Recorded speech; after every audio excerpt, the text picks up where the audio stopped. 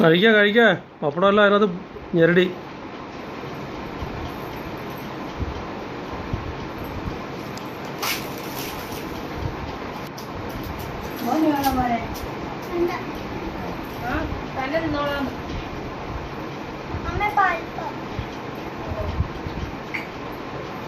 എല്ലാരും എടുത്ത് വാരി എനിക്ക് ഇച്ചിരി പരിപ്പൂടെ ഒഴിക്കട്ടെ.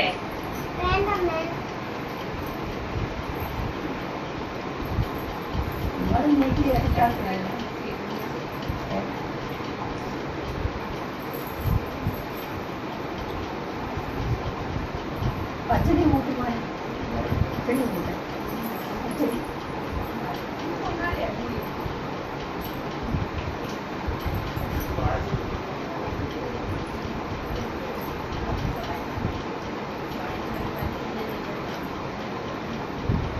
അയ്യോ